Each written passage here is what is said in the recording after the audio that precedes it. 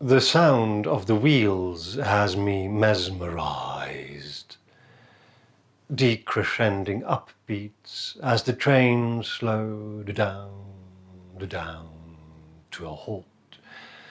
And doors open, following an interminable, inexplicable, insistent, though surely unnecessary delay, during which everybody waits, and the impatient poke at unilluminated buttons. A woman with a violent bird's nest for hair waddles past me, wafting a scent of female exuberance right up my nostrils. Reluctant, I inhale. A humming headache from the night before sharpens into a short sting of pain. Doors close. The carriage yields to a lethargic tug of tucked-away engines. Impertinent red. This train is altogether too colourful for this time of morning. I have new hairs on my belly. Whatever for? Hairs on my ears, too, and unruly nostrils. My body makes a mockery of me. The train now approaching platform 11 is the 0816 Southwestern service to Guildford, calling at. From neighbouring platforms, their own litanies of suburbia. Commuters are coming to town, to town. My eyes defocus midway round the Clapham Junction sign. I do not want to be here. The sign cares naught. It stands proclaiming interchange. All passengers should change here, ideally. That would be fun. If every train that stopped here, all passengers got off from and boarded another train, any other train, bound for a random destination. Their daily chug would instantly cheer. Wonder whither will I today? Uckfield? Delightful. The new hairs are an issue, as are the clusters of cells causing the skin to bump now in places.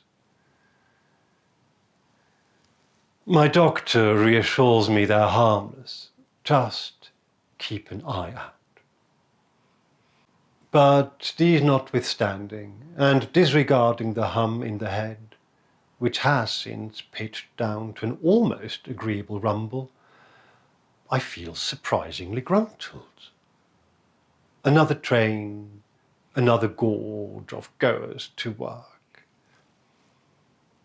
I can't take my eyes off the eyes of a man hanging over a low-standing station sign, talking on his mobile. 4 tracks and 3 platforms separate us, and his hanging is most unusual, as if the sign were the stocks and he the miscreant, but nothing there to hold him firm in his trap, save gravity, our perpetual friend. He looks straight at me, but I don't think he sees me. I think he sees a giraffe or a marmot. Perhaps more likely kangaroo. I have never been mistaken for any of these, but kangaroo likes me most, it being so resoundingly Antipodean, which, just for clarification, I'm not. To my right, in the polite English morning light, a man in his 20s in shiny grey suit trousers, jacket off, and a shirt as blue and clean as the sky.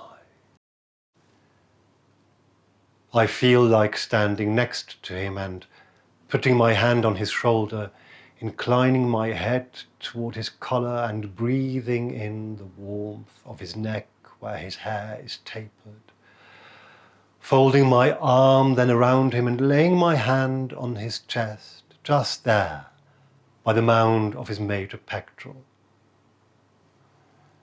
But I don't, lest he take umbrage.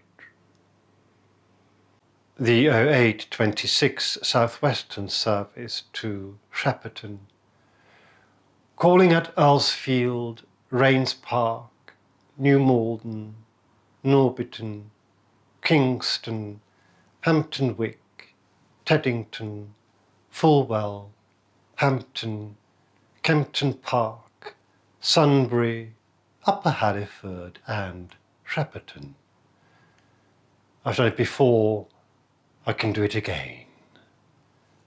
As the laggards alighting dissemble, I ease myself off my own signposts that I've been leaning against and, catching blue-shirt man in profile, features untroubled by worry or strife, a young man's face of little care and littler consequence still, I board that train, God-forsaken though it may be. My destination, supposedly, on this journey is Kingston. Not Kingston, Jamaica, but Kingston, Surrey, upon Thames.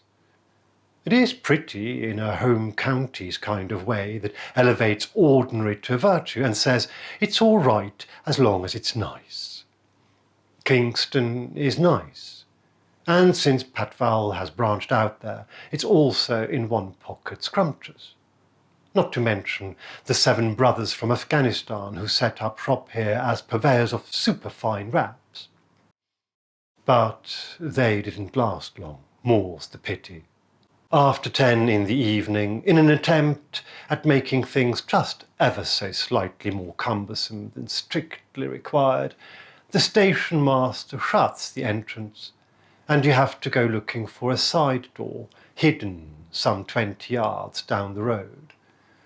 There's a market in the morning, and the flat-spoken barista girl at Costa aims to bewilder with an unreasonable array of options for your morning coffee, and fairly succeeds. Nay, Kingston is not unusual. The fact that I fall asleep on the train can easily be explained. The fact that I wake up on the Bosporus may be less so.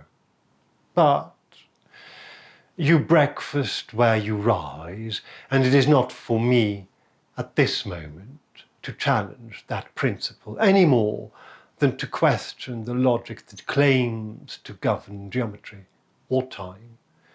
So I follow my instinct down a steep alley not far from the Swedish and French embassies, retracing my steps as best I can to an oasis of friendship I remember as in a dream.